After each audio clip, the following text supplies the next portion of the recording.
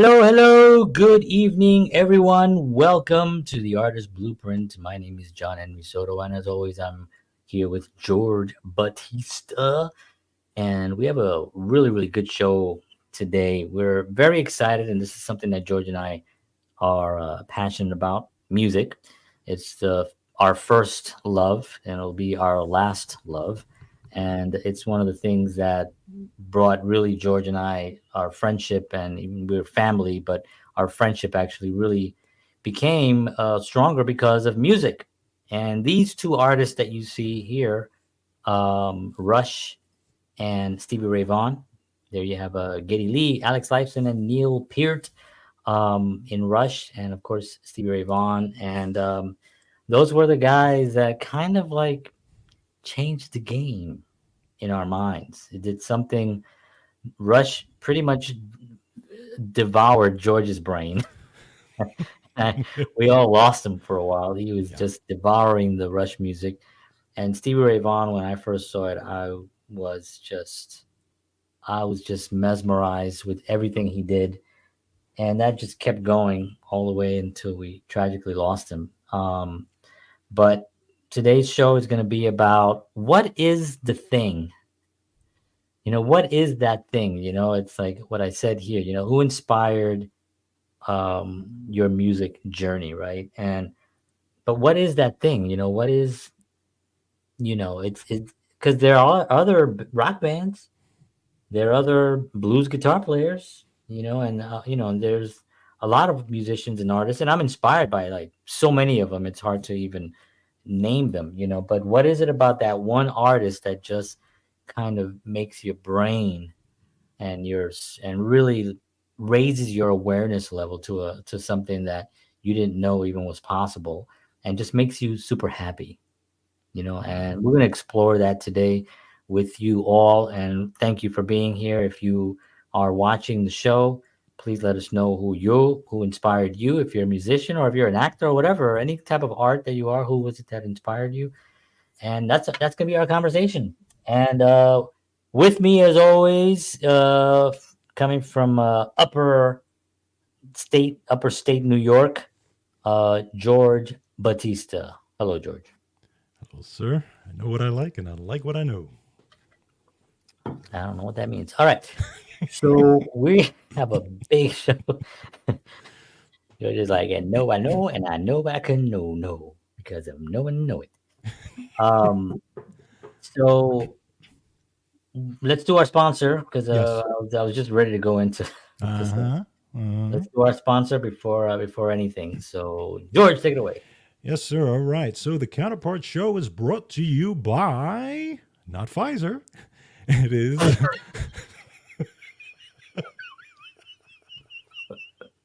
Sorry, I just had to throw that in there. It's brought to you. The opposite of Yes, the opposite of Pfizer is brought to you by Wellness Resources, a family owned and operated nutritional supplement company providing the highest quality clinically formulated supplements since 1985. Find out why they are my favorite supplement company, and they are the favorite supplement company of many people around the world. You can check them out at myvitaminresource.com.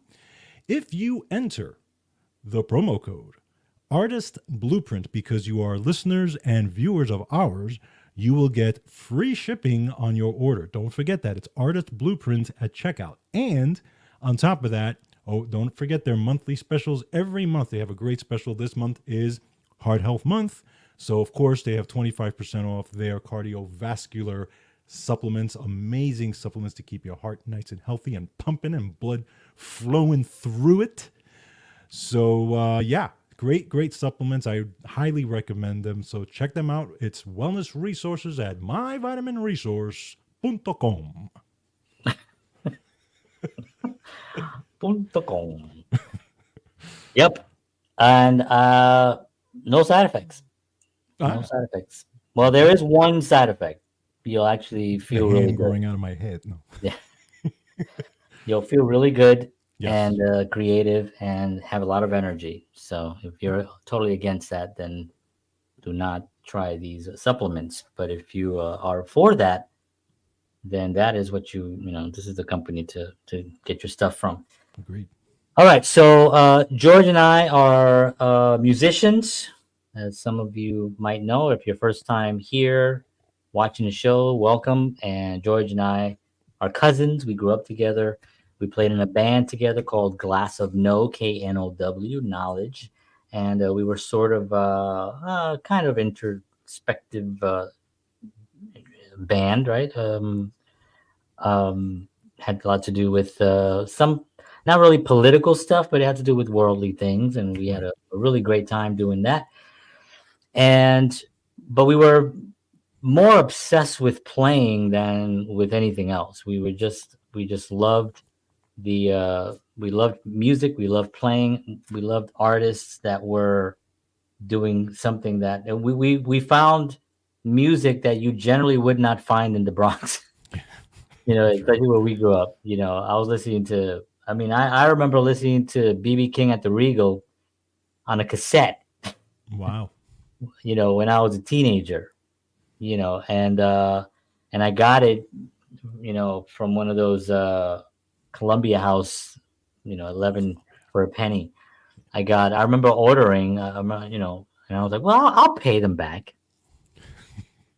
and then after a while, they start sending you tapes for like $20 a tape. You're like, oh, I didn't even know, why did they send this to me. But yeah, I got from there. I got some Eric Clapton stuff. I got some um, just a lot of music that I knew existed because of K with WNEW KW. Yeah. with Scott Muni. Hmm. Um, and that was my radio station, and that's what I would listen to, classic rock. And for me, it wasn't classic rock; it was new. Yeah. I was Exactly. I was absorbing all these new artists, and for me, they were new. And Stevie Ray Vaughan was one of those guys. And I remember hearing Texas Flood, and I was like, "Wow, how is he doing that?" Because I heard BB King, and BB King is phenomenal. BB King is just well known for hitting one note, and the whole place goes. That's another level of power, right? Yeah.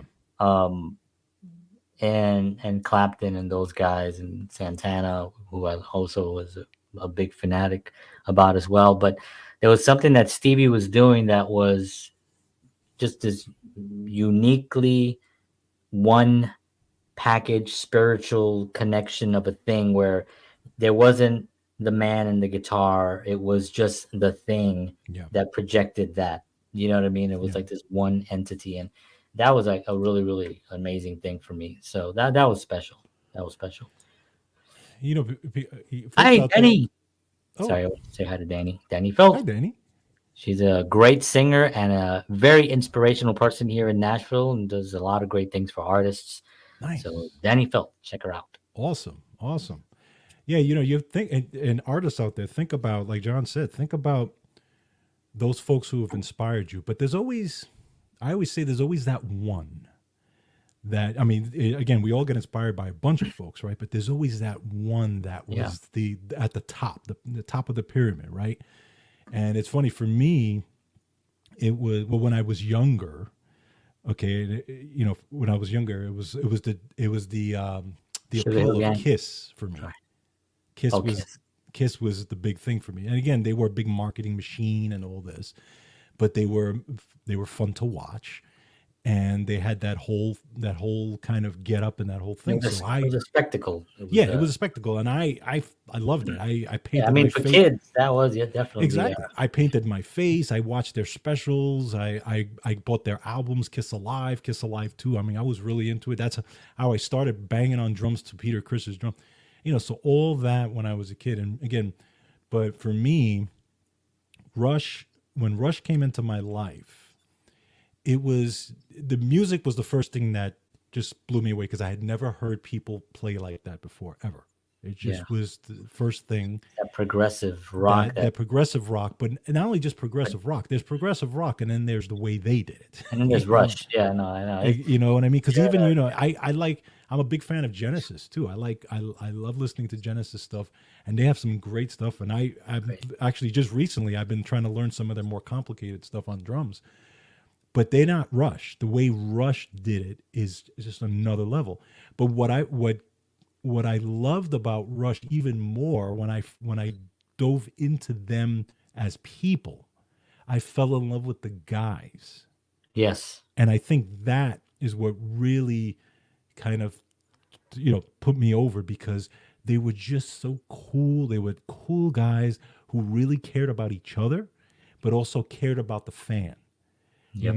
And there wasn't the ego thing. There wasn't No. the Van Halen I hate you thing. There wasn't all that stuff. They're Yeah. just three guys.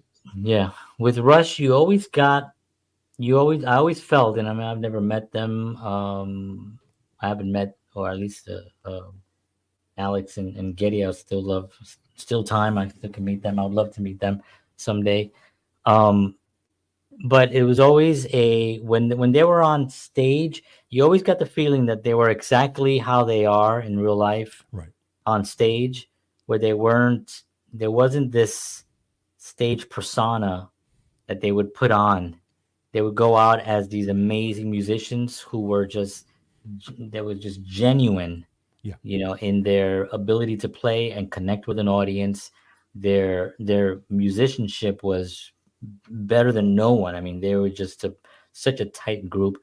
They had the elements, and this is something that we've talked about in past shows. The perfect storm of a band, where Right. you have all the elements, the Led Zeppelin, Stones. It's just the Beatles. It was just this kind of like a perfect storm of everything that they held filled what was needed in that piece. Yes. And these three guys managed to put together, in my opinion, one of the most incredible bodies of work as far as um, technicality of the music, the spiritualness of music. A lot of people, because Rush is it's a Rush, it's a heavy metal rock band, Hmm. but when you listen to Neil's lyrics, this guy was a philosopher and a Yeah. half. I mean, this guy was studying life. He was pouring life into his lyrics, and I just I, I I remember early on listening to it and not even knowing what he was talking about. Right. It wasn't until later that you start kind of growing and start realizing what certain things mean, Hmm. metaphors and things like that. And it's just inspiring, man. Agreed. Agreed. So, and the other thing, and kind of going back to talking about Stevie Ray a little bit. I remember when you introduced me to Stevie Ray, Well, you and I actually saw that together. the Macambo thing. Yeah, because I had been hearing Stevie Ray Vaughan on radio, and of course I had some of the music, but I never actually saw him because remember this was pre YouTube, Yeah. and this was that there was no we didn't have I didn't have money to go to a concert if he was in town, Right. and I'll tell you a story about someone I met over the weekend, but I didn't have money for that, and so for me it was just if he showed up somewhere on TV, I would see him on TV, and maybe on MTV a music video. Right. You get a glimpse of him at the Billy not Billy, David Bowie video. Let's Dance, and there's glimpses of him in it because he played on that. And matter of fact, Bowie wanted him to tour with him, and he did some shows, but he didn't want to go on a tour because he wanted to kind of, as he says, I want to do my own thing. Right. And so there was a video store, and it was at near George's house called at Castle Video Video Castle. Video Castle. I'm dyslexic. Video Castle, and we went there, and sure enough, I was like, oh, I was like, this is that guitar player. I was like, Stevie Ray Vaughan. I was like, I'm still kind of like have no idea that what I'm holding in my hand. You know what I mean? I'm just a guitar player, and I like guitars, and he's great, and I want to hear something.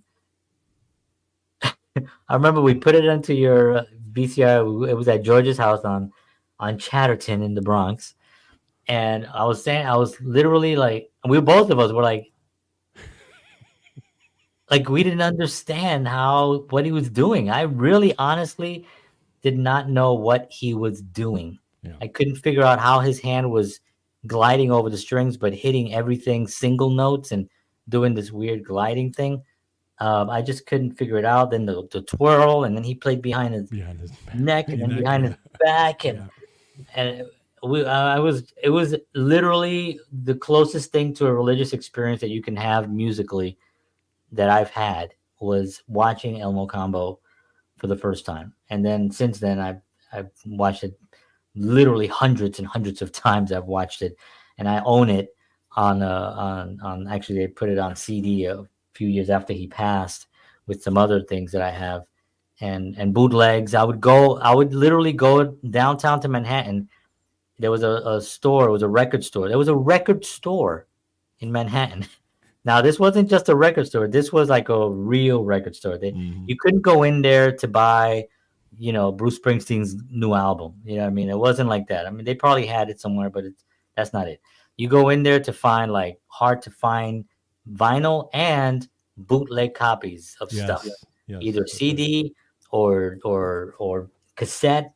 Mainly CDs because CDs were still fairly new in the early 90s, I guess, Hmm. around there.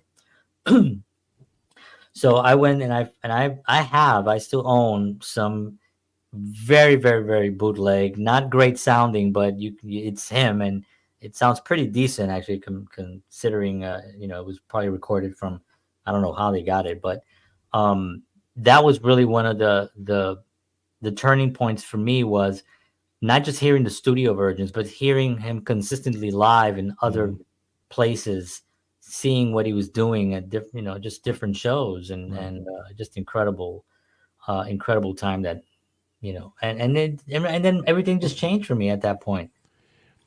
Isn't it amazing though how those experiences, like there's you could take it two ways, right? You could, someone can look at those musicians and those artists or whatever and say, I want to be a famous artist, musician, and have that lifestyle.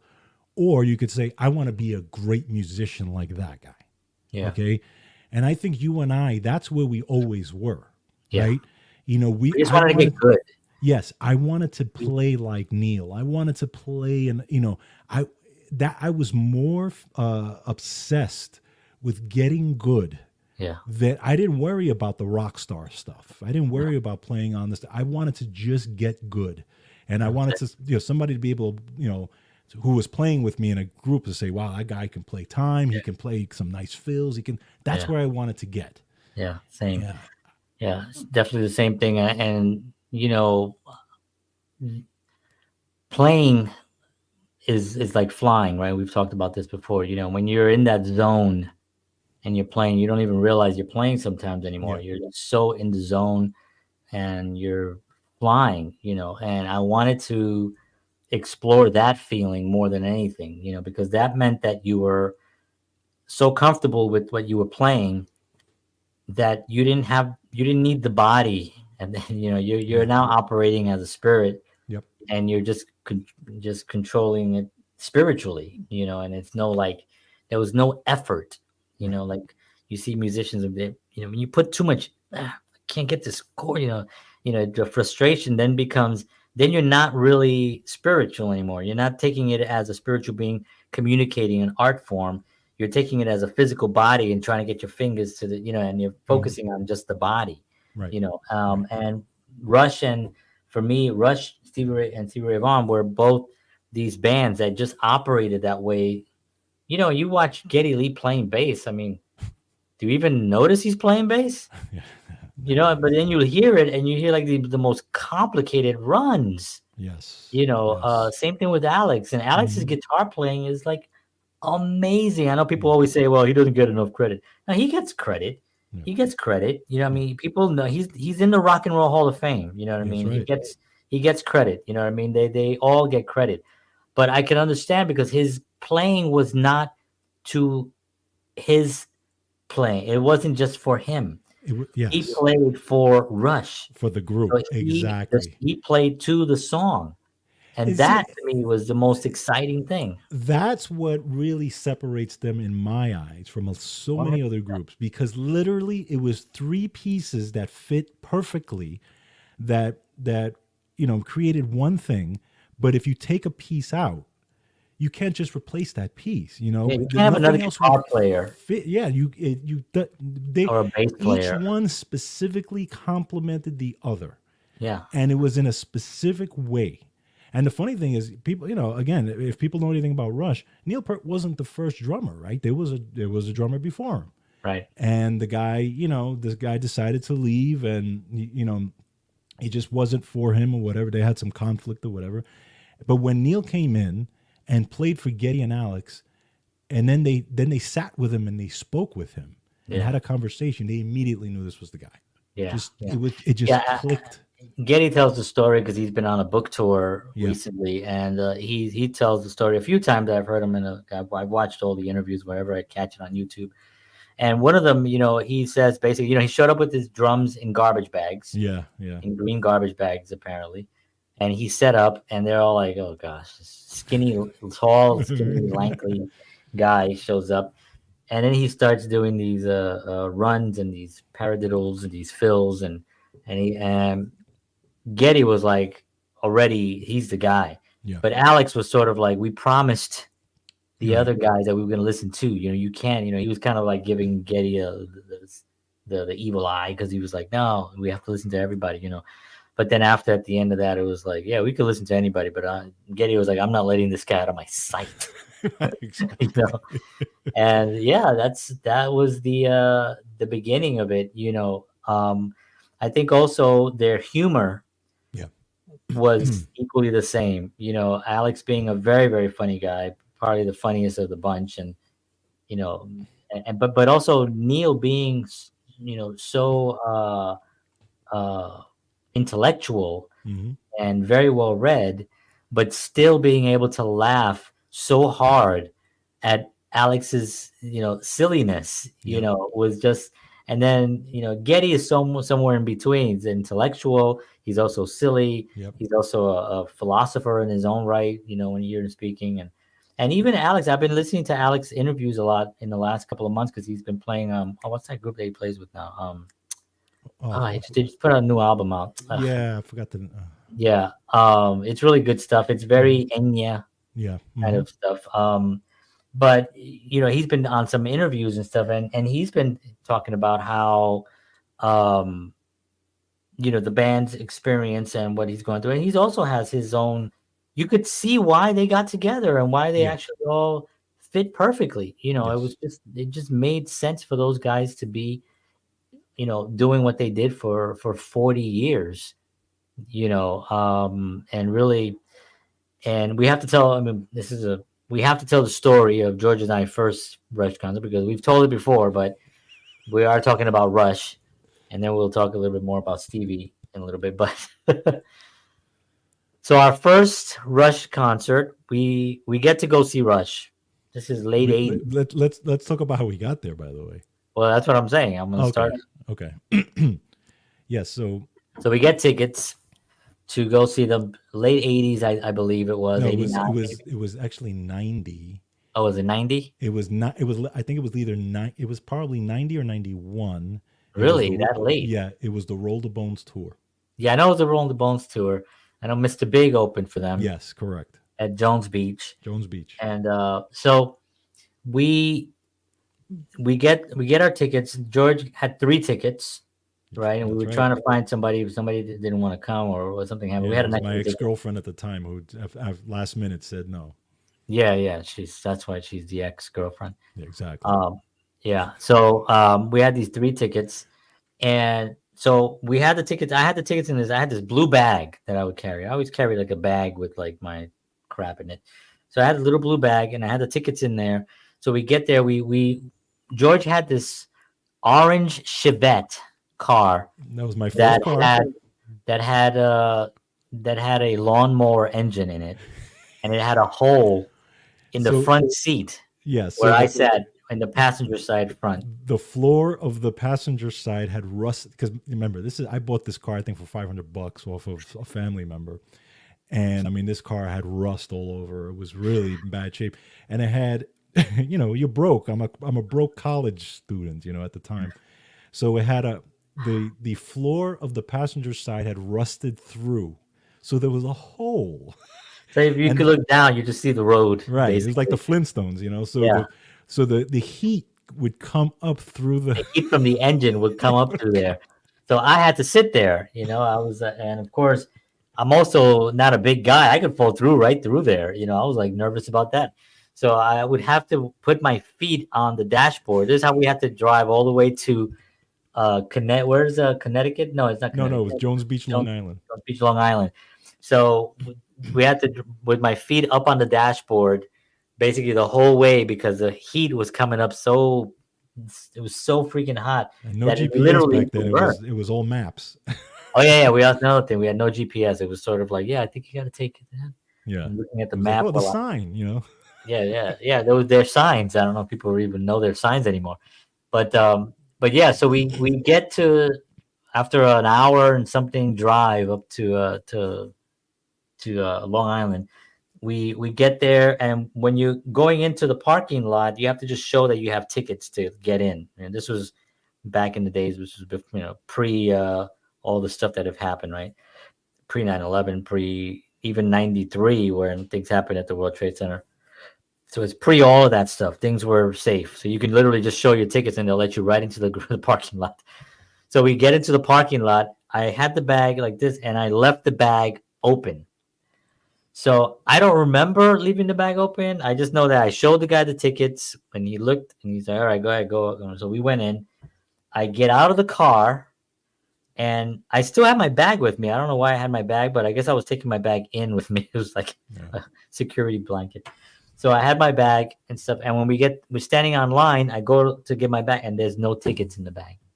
Now keep in mind, there is a long walk from when you leave the parking lot all the way through. It's like a long trail. I mean, literally like a 10-minute walk all the way through to when you get to the actual gate before you get led into the theater.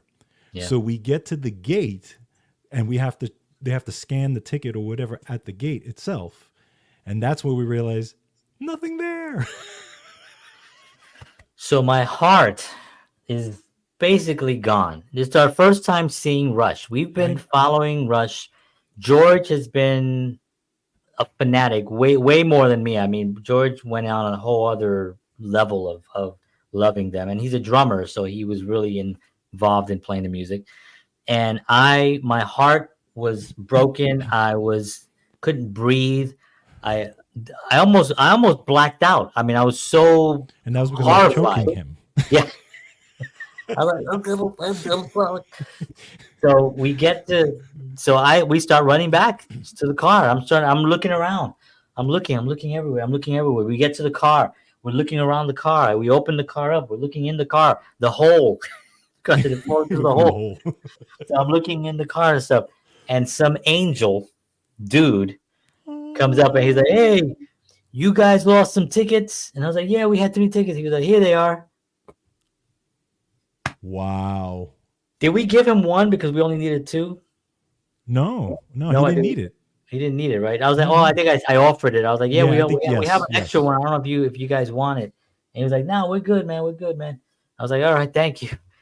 So we found the tickets, and I mean, till this day, George still makes the joke. Yeah, and for that moment on, remember we're pretty young. I mean, I'm not young, but early. I guess early. I was in my early 20s, and you probably were That was my late teens, I late think, right? teens, Yeah. probably, yeah. And we're and my heart is like just racing. I don't. So I finally come to,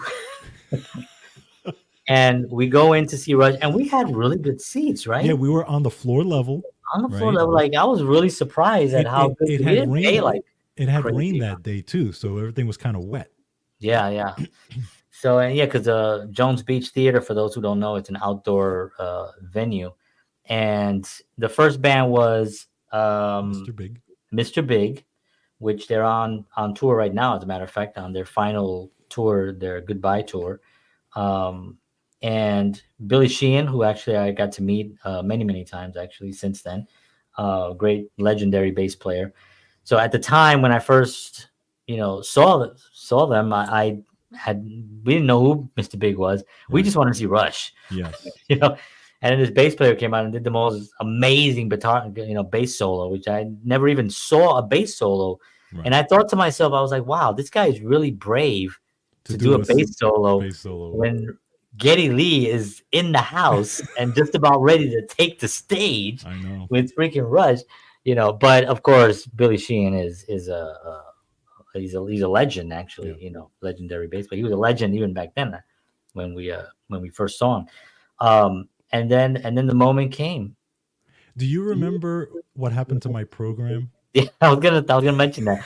So they give you these programs, and you get to read the program and all that stuff. So George was so he was there was the intensity was just so driven. He was like, and then Rush finally comes, takes the stage, and through the whole show, he's like, and we're like, "Ah," screaming, and by the end of it, it was basically just pulverized It was dust, like this and thin and it was dust. just completely crushed. It was so hilarious. But it was one of the most amazing experiences. I We mean, we didn't. left there literally Nobody sat. No, feeling everybody was ill. up. Everybody just. And everybody was standing. Yeah, there was Yeah. no matter of fact. Most Rush shows, there's really no Yeah. People much. sitting. Yeah. People don't Who stand because sits? they're And so who's into it. gonna Yeah. sit at a Rush show? I mean, if That's you what I sit at a Rush, learned in our first one. Exactly. yeah. I mean, nobody sits at a Rush show. I can't even But imagine why. holy cow, that was. And It I was mean, life changing. it was life changing. And if you think about it, it was amazing that we got there. It was amazing that, it was just amazing the whole day and Yeah, how we got those tickets back yeah, because think about this. Think about if it was 10 minutes later and the guy had walked yeah. and we pass him, Well, he doesn't know. and I will say something also about Rush fans. Rush fans are different. I know people are gonna say, if we were, I don't want to name any other bands, but if we were out to see some other band, maybe there's a lot of them that I can name that I won't name just out of respect to band members, but they're bands that are different. But Rush fans are committed, they're loyal, they're just super nice people, mostly Yes, males from age of, at that point, 18 to maybe, 40, 45 at that age, at that time. Now it's from like, because there's still a lot of young people listening to Rush true. today. So, till now there's 70 and 75-year-olds going to see Rush, or towards the end of their run. Um, but the fans are really loyal. They're really, really loyal. And so the fact that we got our tickets back was more likely that it would have happened at a Rush concert had we been True. some other concert with fans that are a little bit different. Not to make fun of any, I don't, and it's not even making fun. It's actually stating a fact that Rush fans are extremely loyal. Yeah. This is why you had a band that for 40 years would fill up a stadium, Yeah. but you never heard them barely on the radio except for their classics, Tom Sawyer and Spirit of Radio and um, what's the other one? Owners of a Lonely Heart. No, that's yes. No, Black but dog. communication breakdown. Um, well, funny. We named two Led Zeppelin songs, but when they first came out with Working Man, that played in Chicago, was a big thing. People Mhm. were calling up the radio station saying, "Hey, when did the new Led Zeppelin record come out?" Yes, that's right. Right. That's Yeah. not Led Zeppelin. That is a band out of Canada called Rush. And yeah, so that was pretty cool. But so Rush fans are very loyal, and that was our experience, our first concert to see Rush. And then since then, we went almost every time they came. Yeah. George went almost every single time they came. Yeah. I try to go almost every time, and every show was incredible. Every show was blew my mind. They were tight. They were funny. They were engaging. It just felt like a really great time, and the audience was always so mesmerized, right? Like Yes, you yes, wouldn't get like a lot of screaming, a lot of mosh pit and that kind of thing. It wasn't that kind. It wasn't that kind of a band. It was sort of like they just wanted to see the performance, and there were a lot of musicians go see Rush. of course. A lot of drummers, you see them in Yeah, the they're audience. they're all doing this, right? They're all air drumming. You know, so I just kind of love that experience that we had, and really treasure those moments, because I really do feel that that band had they really cared about what they were doing. They Yes. really put in the work. They cared, and we talked about this even early before we came on the air. George and I were talking about bands, and being in a band, and how you have to be 100%. Every single member has to be 100% committed to what the mission is, to what the purpose is. You need to Right. have an actual goal, and then you have to be committed to that one goal. Right. And one of the things that we learned, or that I've learned, is that you really can't have a 90% person in, because 90% is it's a passing grade in most schools, but 90% is not good enough if you're trying to have a mission, because it Yeah. just shows that someone is 10% out, Right. and you can't be successful if you're 10% out. You have to be all 100% in, and it has to be a unit. And we talked about the group, right? The the perfect storm, right? The Rush and the Beatles. I don't know if we talked about this on the show, or off the show, but George and I kind of we talk like this all day. The show before the show. Show before.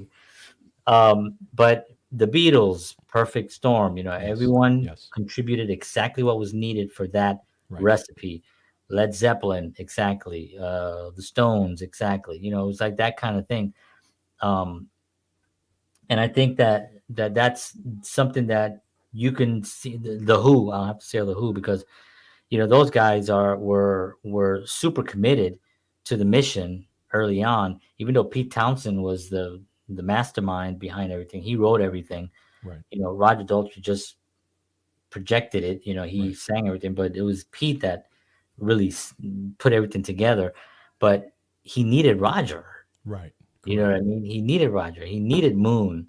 It was like those guys just really gelled into something that was incredibly different, unique. So that's important. Yeah, one thing that Rush never fell into, which a lot of other bands do fall into, and it's not necessarily a band thing. Sometimes it's just a musician thing. Is where the one of the members says it could be the lead singer, or say, it happens now more than before, but it's like, I need to go on my own. I Thanks, Lucy. can't be doing this anymore. Or maybe they'll do their solo thing, and then eventually it's like, no, I Yeah, like Rush. Even like when Rush had hiatus, yeah, Geddy Lee did his own little. He did his album. Alex Lifeson did an album, there was but always. then yeah, but then it was like, okay, let's get back to work Yeah, on yeah, what Rush is. I mean, they could till this day they could have still been, if Neil Peart hadn't passed away, they would have still been playing, and they would have still been Rush. yeah. And no matter what, because and I think in their minds they knew that they cannot replace any one of these people. No, They knew that. They knew in their heart of hearts that they couldn't. If one leaves, the band is done. it's done. Yeah, yeah. So Well, I was listening to an interview with Getty and Alex, and they did. They said, they asked him, "Is there any chance that you guys are still able to play? Is there any chance that you can go out and grab one of these legendary drummers and do and go out on a tour?" And they both said nothing is off the off the table, right? table. Right. Nothing Right. is, Would but have been, yeah. Rush, as we know it, Yeah. is done. Yeah. Rush Yeah. is done. Now that would be more of a tribute, Correct. maybe to Neil, and I would say that would probably be a really great tribute. To go out and get, you can go out and get three of these amazing drummers that are out there. We can name them all. George can name them all, Right. and they'll the guy from Dream Theater, Portnoy. Portnoy, yeah, He's playing with Billy Sheehan actually Yeah. in Winery Dogs right now, Yep.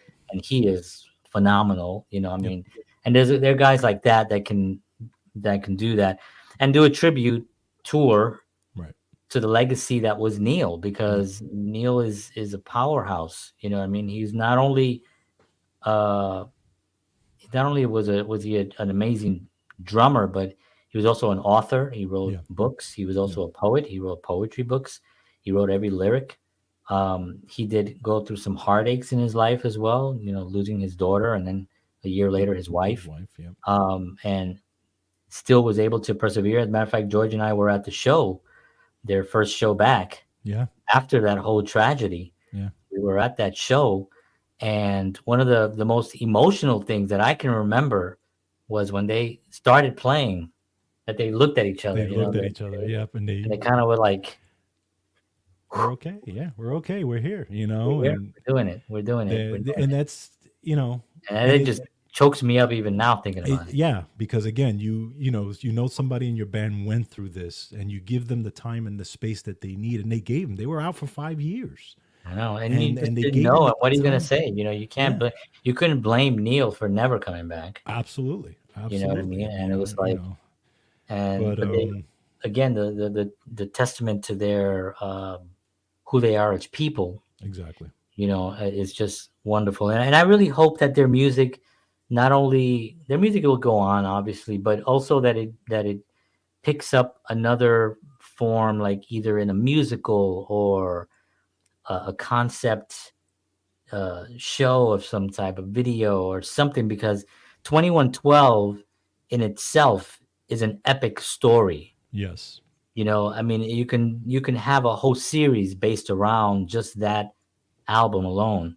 And every single album really has, it just flows so well that can be Yeah. really, it can become a show, really. Agreed. And that'd be epic. Agreed. That'd be epic. Agreed.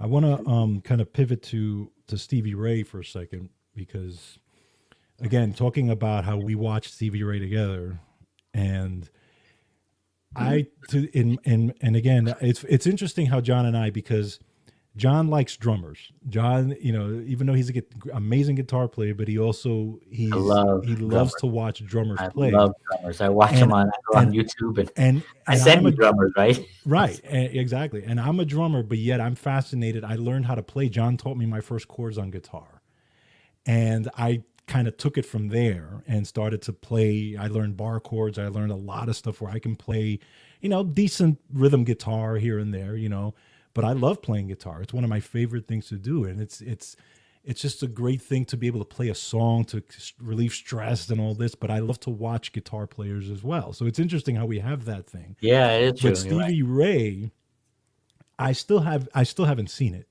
in my, and John sees more guitar players than I do, but the combination of rhythm, of how of being melodic and speed, because you could see there are guitar players that are melodic, but they're just very melodic, right? A lot of blues players could be very melodic, and then there's the Van Halen type of speed guys that are just kind of all over the place, and hammer-ons and all this.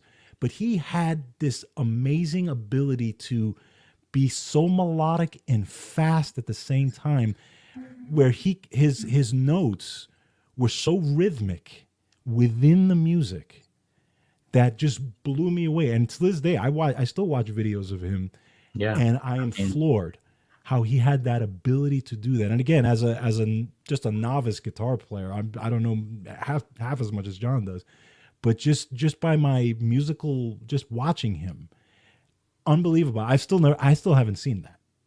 And yeah. to the ability that he did it. No, I haven't seen it either, and I have watched a lot of guitar players, and there are some incredible guitar players out there that I love.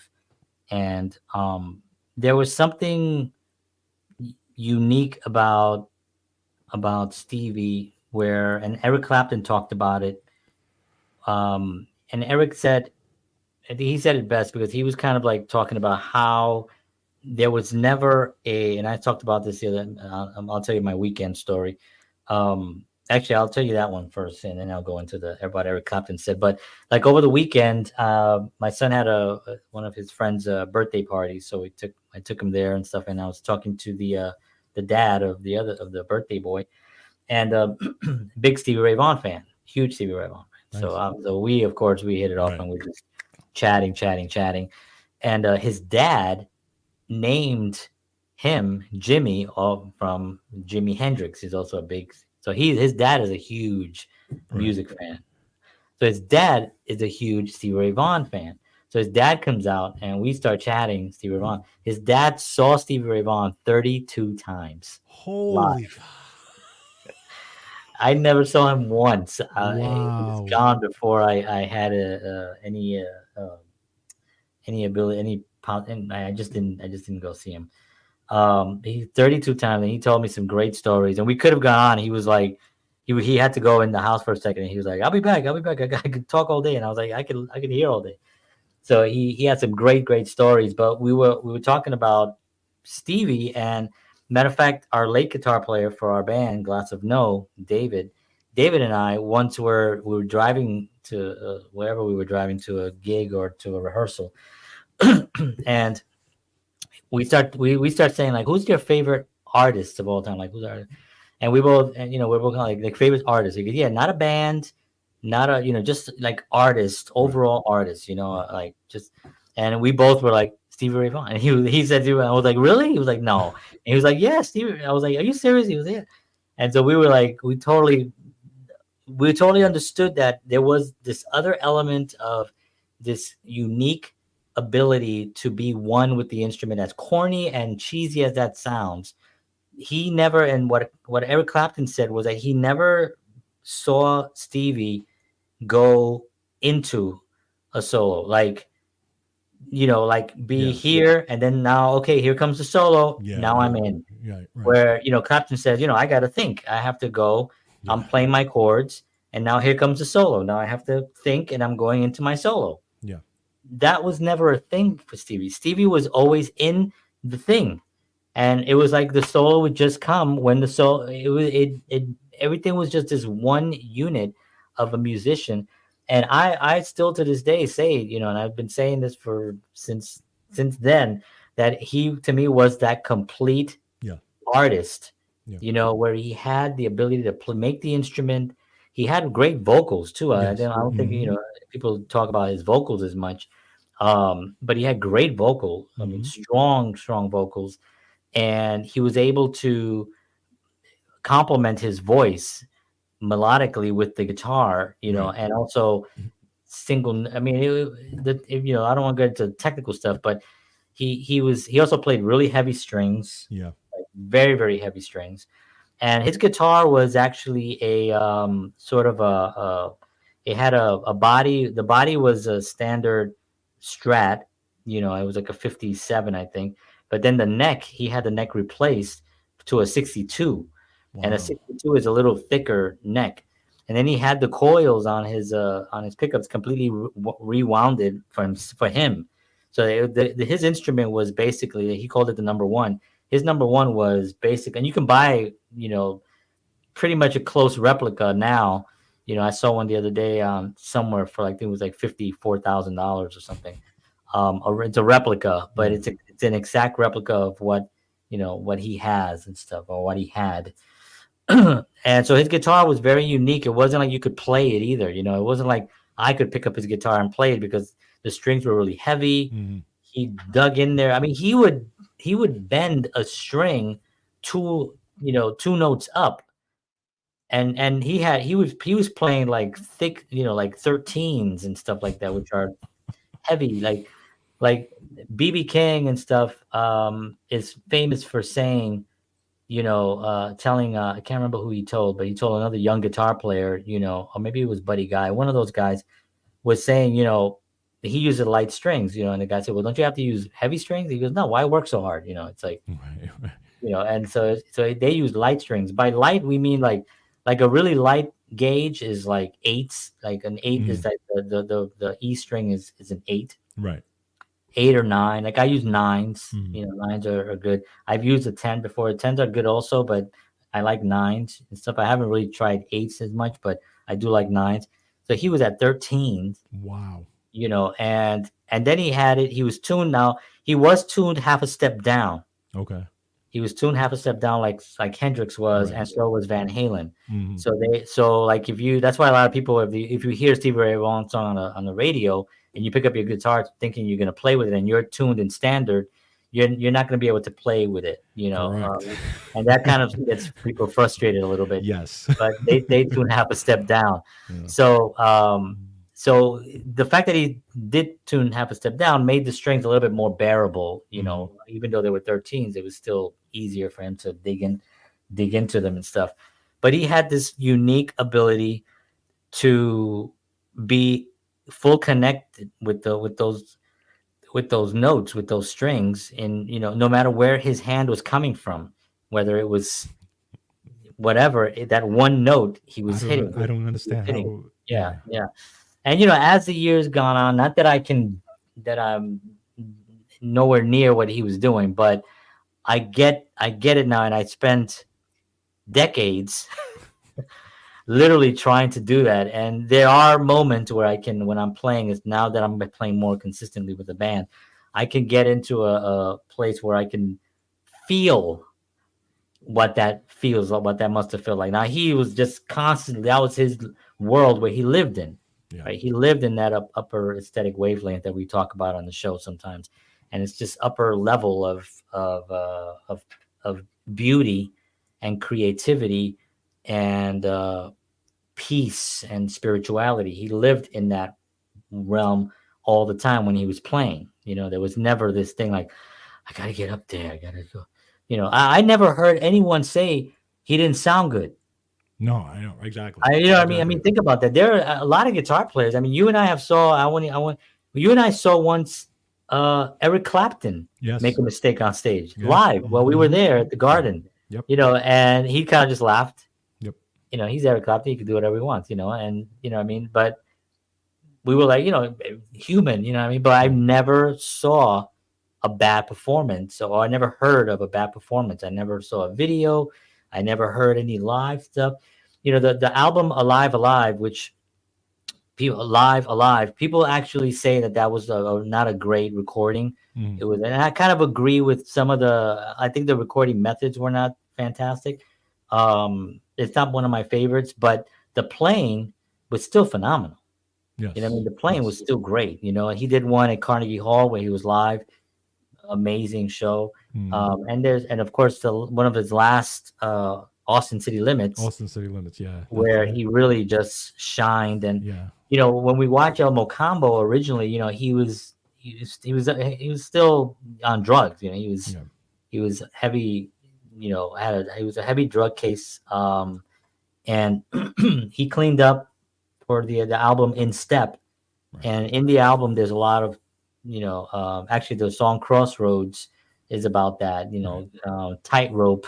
These songs are all about that kind of the house is a rockin', those kind of Hmm. songs are a clean person now. He's Yeah. kind of coming out of this dark phase and stuff. But the Macambo was at the height. He was really, really messed up on drugs. He played incredible, like I said before. Like I've never seen anything like it. And then his last Austin City Limits, he was so clear eyed. His eyes were. He looked at the audience. If you look at El Mocambo and you look at Austin City Limits, you'll see that one of the things that the difference is his eyes. I remember when El you Mocambo, pointed that out to me. yeah, yeah. El Mocambo, he was always, his eyes were closed. He really wasn't confronting the audience. Again, he's the spirit is taken over. He's kind of just playing what he's just in that zone. Like I said before, he's at a level that just people just don't normally live there. You know what I mean? It's Hmm. just he was just consistently there. So it didn't matter what he was putting in his body. Unfortunately, but or fortunately, because he did get off of drugs and he did become clean, and he was taken from us tragically in a helicopter accident on August 27th, 1990. And that was a day that really sucked. Yeah. He what was I gonna say? Oh yeah, so and then in Austin City Limits, he's looking at the audience. Yeah. He's Yep. smiling. Hmm. He's making kind of like jokes and stuff. Like at one point, he kind of stops and he goes, and everybody just laughs and stuff because he's just like right between songs and stuff. He played. But now, if anybody wants to hear him soar in a way that you're just amazing, go to YouTube, go to the Austin City Limits, Stevie Ray Vaughan, and the song is Tightrope. Mm. Go to Tightrope and go to the second solo. The second solo on that is at a level Yeah. that is beautifully crafted. It's melodic. There's speed there. Speed is not a thing. You know what I mean? Speed is fine. I feel like after Van Halen, because Van Halen was uh changed the game for guitar as well. He Van Halen did something that no one else was doing, and he made the instrument. Remember, Van Halen also didn't have any pedals. Right. He didn't Right. have any. He had a guitar and he had an amp, and he had the amp, everything tuned in a place that nobody could even play it. Right. His guitar. He did something that was uniquely him. You know what I mean?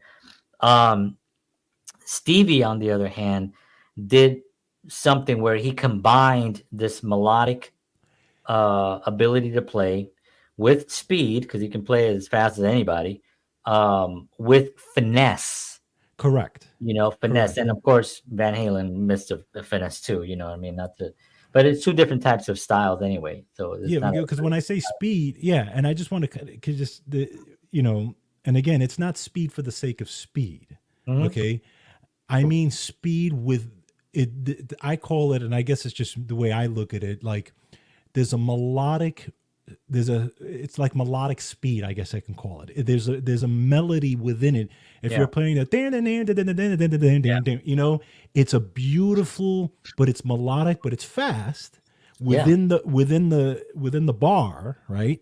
But it's so melodic, and it's I don't see a lot of guys playing that way. I mean, again, there's No, great guitar players out there. they're great There's guitar amazing, players. but not with the finesse Yeah, that like you. And I think that you put it perfectly. The finesse that he did it in is yeah. is just Yeah, what he separates him. combined all those elements, Yeah, because there's guys. I mean, I'm in Nashville, right? So I mean, there's guitar players here that are just unbelievable. I right, mean, I'll go somewhere and I'll be at a bar. I went over the weekend. I went over to Papa Turney's, which is a little barbecue joint right by about 2 minutes from my house here, by the water. So I go there every right. once in a while to get a dinner, and I just went in by myself just to see freaking kid up there, playing guitar. Amazing. Very, very, very good guitar player. You know what I mean? So we have tremendous guitar players here. Yeah, You know, again, there's a full package of something, yeah,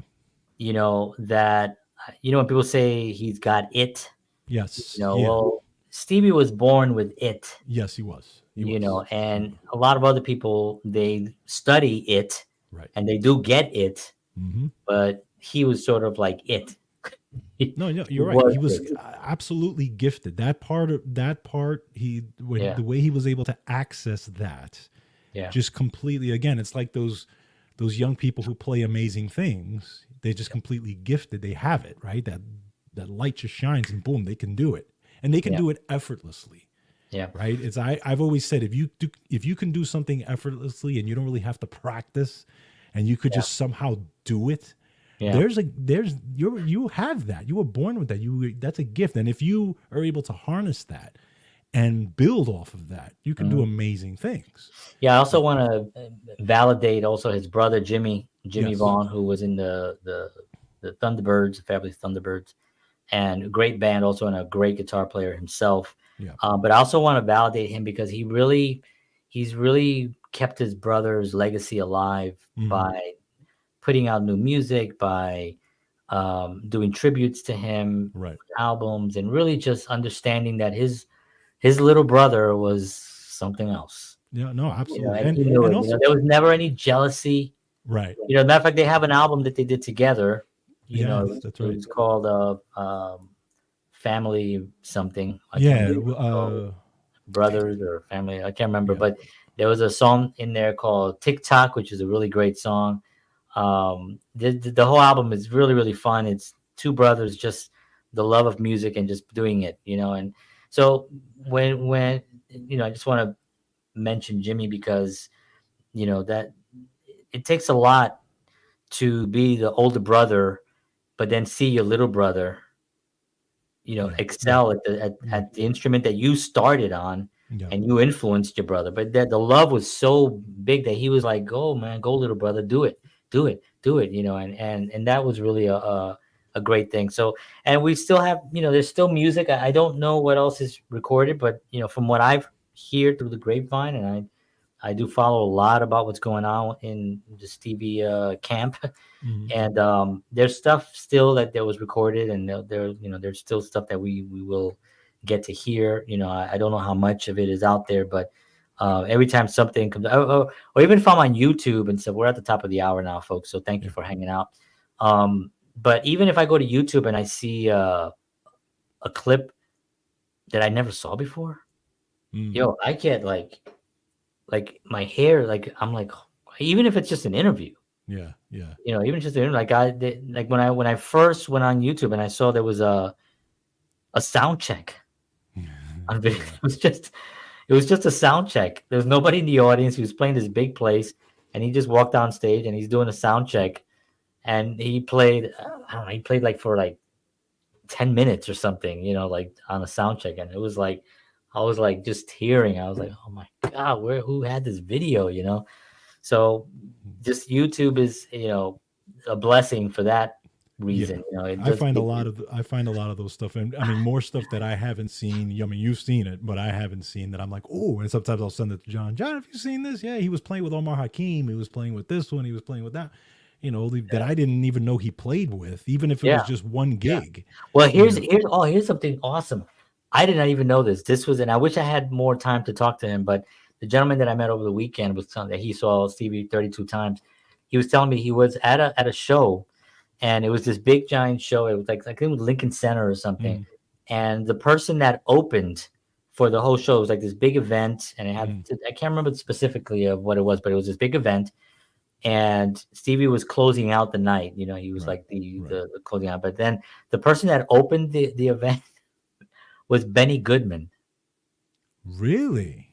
and I said to him, "Wait, not the Benny Goodman? You mean like Benny Goodman Jr., like his son?" He's like, "No, Benny Goodman." And he was like 80 or something, and he opened Wow. the show. And so then I thought to myself, what a trivia that Stevie Ray Vaughan That's and cool. Benny Goodman actually linked in some way, where you had a guy who's hugely famous in the 30s and 40s and 50s, and on his whole career Benny Goodman was like a legend, but then all the way up to Stevie Ray and performing on the same bill. And Wow. I was like, what? And the guy was at this show. As a matter of fact, one of my favorite CDs was recorded in Philly, and it was the CD. It was on the Cobra Records. It Mm, wasn't anything that you can buy now, so sorry. It was like sort of a boot. It wasn't really a bootleg because it was put out by Cobra Records, but right. Records I think went under, and Stevie was in a band called the Cobras for a little while. So I don't know if that came from that, but anyway, I bought this thing somewhere in Manhattan, and it was my favorite till this day, my favorite live performance of ever. So I'm telling him about the CD that I have, and he's like, I was at that show. Oh my god. He was at that show in Philly. I was like, no, no, no, and I gave him I gave him the album cover. I was like, no, it's the one where he's got the Indian feathers and the pipe and stuff, and he's like on the side. He goes, yeah, I know Philly, and he named the whole thing of when it was. He was like, yeah, I was at that show, and I was like, dude, you're killing me, and he was just laughing. I was like, wow. So, Yeah, and I you just know, want to. On top of that, I just want to kind of also just mention that his band, Chris Chris Layton, Layton Thomas and Shannon, all these guys, and Reese just Lyons. yeah, rock solid group, Yeah, because again, to play that music, that music is yeah, deceptively difficult to play. yeah, You have to live in that space for years to be able to really effectively play that yeah, type of music. and be able to You know, understand that you are you're behind. you're behind He's sort of exactly. like Jimi Hendrix in the Experience. Yes, yes. was Nolan Redding No writing. Yeah. and I can't remember the Mitch Mitchell. Mitch Mitchell. Those guys had to do kind of the same thing. They're Yep. behind some force, Yep. and all they're doing is they're not trying to keep up. Exactly. Chris Layton, you can see it in his face. He's just trying to keep up with it. It's true. I mean, he's keeping up great. Yeah. Not, don't get me Yeah. wrong, but I mean, just trying to hang tight. And Tommy Shannon was just always very chilled out bass player, Mhm. very chilled out bass player. And Reese, legend. Yeah. Reese is a legend, and now Reese is playing with Joe Bonamassa, and I saw Reese Wines live Oh, nice. with Joe Bonamassa. I was in the front row, and the show starts with Reese getting on the keyboard. He's like, dun, Yeah. dun, dun, dun, dun, dun, dun, dun, dun, dun, dun, Amazing. dun, and he comes out. And Joe Bonamassa, just to give him a shout out, he's a great guitar player. Great Yes, guitar player as well. I've absolutely. seen him. I'm a huge He was fan of Joe. playing close to here not long ago. Yeah. He's one of those guys that I respect tremendously because he's self-made. Mm, Like he didn't record companies. His company is him. is him. Yeah. Everything comes in is him. His market is him. Everything he does is him. Wow. He's got no responsibility. He could do whatever he wants. He could do whatever he wants. And that's like really empowering. And he built that. And he was Wow. remember Joe was a child prodigy. He got to open for Billy for BB King when he was 12. So he came in that stage when it was him, it was Billy, Joe Bonamassa. I keep saying Billy. Joe Bonamassa. It was Derek Trucks, Right. who started with the Allman Brothers when he was like 12. Right. They're the same age, both those guys. And it was John Mayer, who John Mayer kind of like hit the big time around 19 years old, but he had already a following Right. like in the community and stuff. But 18, 19, so he was kind of and there were these young guys, those are the guys that are gonna carry us to the next. And I like those guys because they're so committed to the legends. They Yep. know what they're representing and they bring it forward with respect. Exactly. And I love that. And those are the guys that I really follow. There's a new guy called Matteo Macuso, which I don't know if Mhm. you've seen him before, but I don't think I've seen he's him. an Italian. He's 26 years old, and he has this finger style technique that's sort of like Mark Knopfler, kind of Mhm. with his fingers, classical style. Another level of something. He's not. He's playing. He's doing. It's just a different thing. It's not. It's not. It's just a different thing. You know what I mean?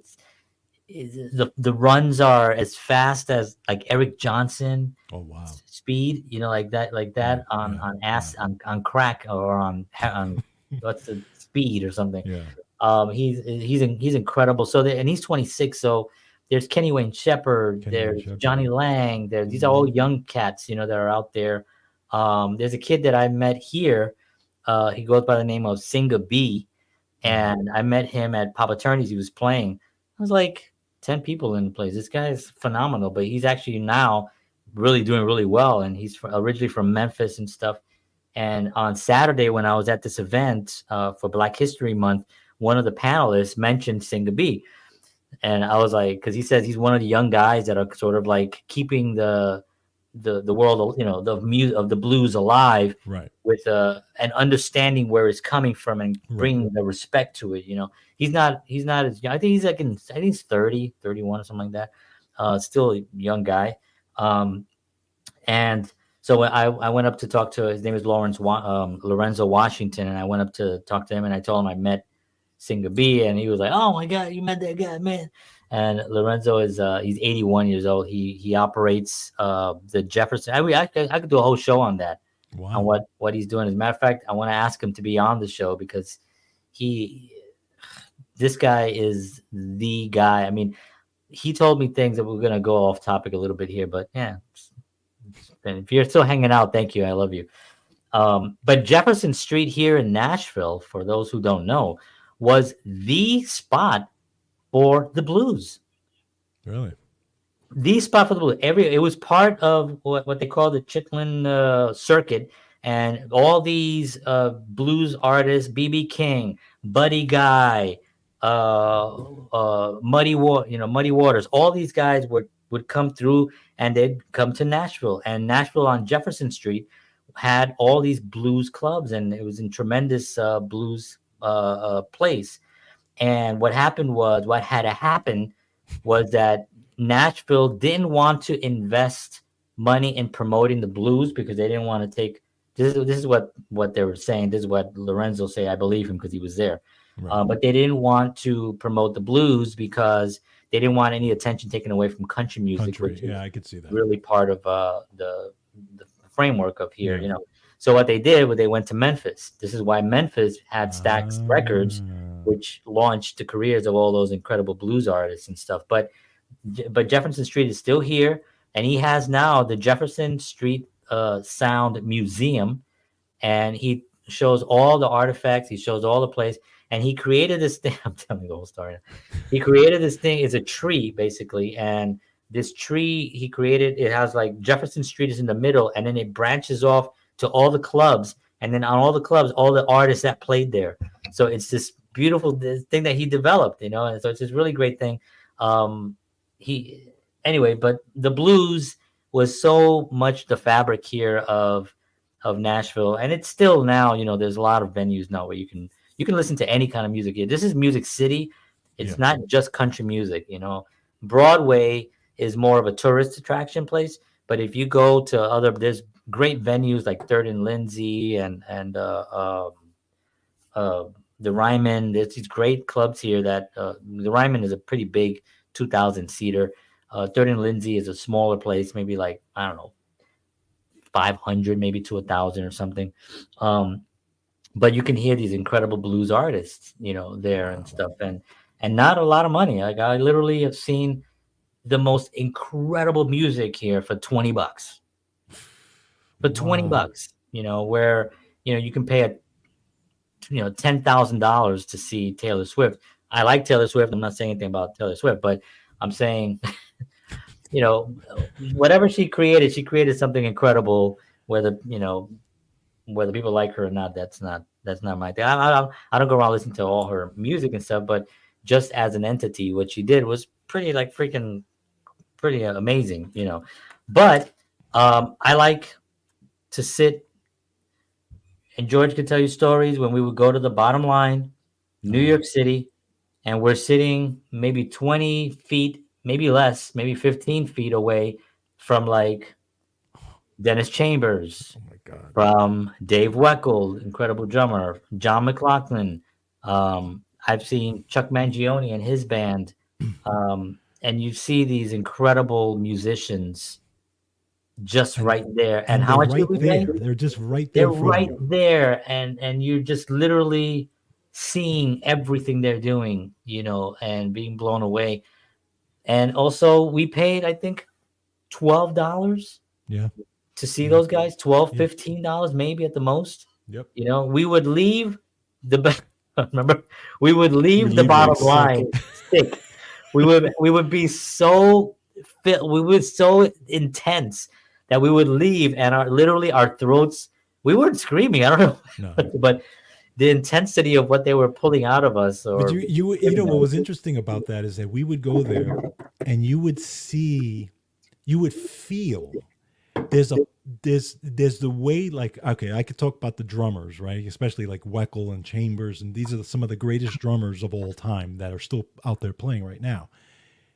You see them on tape as one thing, but when you're in front of them, Man, the it is just. power that they project from those drums, even the musicians around them, and It's they true. and the musicians around them were so good that these guys could stop playing. The musicians will not lose time 1 millisecond. No. But the power that they generate when they play those drums is like bam, and you understand like why they are where they are, and why they're 100%. why so many people love them, right? Yeah, yeah. And it's a whole nother level of, and then you leave, and of course John, what does he do when we after we see somebody playing that day? He looks at me, he goes, damn George, you suck.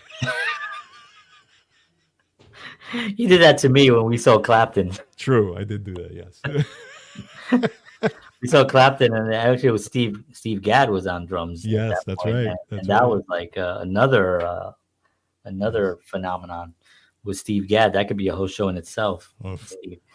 So, all right. Well, we've covered two of our passionate artists that we have here, Rush and Stevie Ray Vaughan.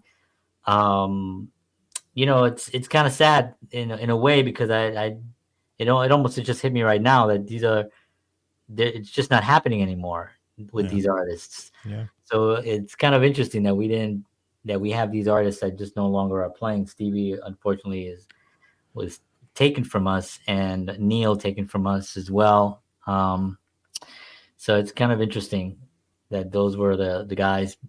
At some point, we'll do a show with people that are alive and still playing, and then we'll we'll talk about stuff that's happening now. Yeah. New stuff. Because there is great music happening right now, Yeah. folks. I mean, Sure. don't be disappointed. Let me tell you guys something. This is a little rant here before we end off, but don't be disappointed by top 40. Don't knock top 40. A lot of people say, "Well, I don't listen to top 40." Well, that's fine, and I can understand why. But just know that if you love music, there is some incredible music happening right now, right here while we're on this show, right this second here on this Tuesday evening at 8:16 Central. There's incredible musicians making things happen right now. And all over the world, there's incredible music, and for whatever reason, they do make a living. They do tour. If you go out you find an artist and I was just talking about Drive By Truckers, right? Yeah. A band that I found here on the artist country, alternative country rock station. And I went to go find them, and they have a huge following. Yeah. Wilco has a huge following, stadiums, stuff, like big arenas and stuff, and they're making great music, and you don't hear them on the top 40. They don't belong on the top 40. They're too good to be on the top 40. The top 40 is what's marketed to whatever. It is what it is. Yeah, So no, and I just just to kind of piggyback on that, you're right. There is, sometimes you have to look a little, you have to dig a little bit to find yeah, it. But there is great music out there. There's great songwriters who are writing amazing, music and stuff. And I think if you dig a little bit, you will find it. And it's interesting that we're talking about that because there was one rare clip of actually John's songwriting process that we have, and I'll show you guys. girl, I like your booty. Girl, I like your booty. So, there are amazing songwriters like Waiting for John. that. So just don't forget that, okay? That I still think that has potential. I haven't finished the second verse from Girl Like Your Booty, but I don't know what I was talking about there. I must have been talking about. You were actually talking about top 40. Was I? Yes. But don't knock top 40. No, because hey, once you might turn it on one day and it'll be like John Henry Soda with "Girl Like Your Booty," "Girl Like Your Booty." Yeah, but there you have it, folks. We totally are appreciative of all of you. What was this here? Honey got a booty like pow, pow, pow. That's right, Mr. Manuel. Thank I you. love Sean. He's such a cool guy. Yeah, he's a really cool guy. So yes, thank you very much, everybody. We appreciate it. I mean, if you're still watching here and you've been here since the beginning, I don't know, man. I think I'm in love with you.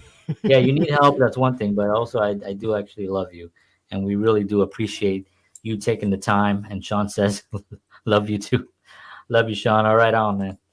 So we do love you. We do appreciate you taking the time to spend with us. We know that there's a lot of distractions out there, and there's a lot of things that you can be doing. For you to spend some time with us here is truly, truly appreciated, and we really are grateful for you and for this opportunity to come to you with our show. Next week we have a friend of the show's has been on now. This will be, I think, his fourth time. Fourth, because he actually, came yeah, on, you're right. he Fourth came on time to our year episode. So our year-end show for a couple of minutes, yes. Yeah, our anniversary show he came on. Oba Babatunde is going to be on the show. Amazing actor. Oh, amazing actor, performer, entertainer. Award-winning actor. He's also starting the new season of SWAT as well, which he's recording. He's doing a bunch of other stuff right now. It's really, really exciting to have him back on the show. So that's next Tuesday. Please tune in. We're going to have a lot of marketing on that as well. And we're excited to have Oba on the show. All right, folks. Thank you very much. Take care of yourselves. God bless. See you all next week, 7 p.m. Central, 8 p.m. Eastern Standard Time, artistblueprint.live. And until then, and as always, peace.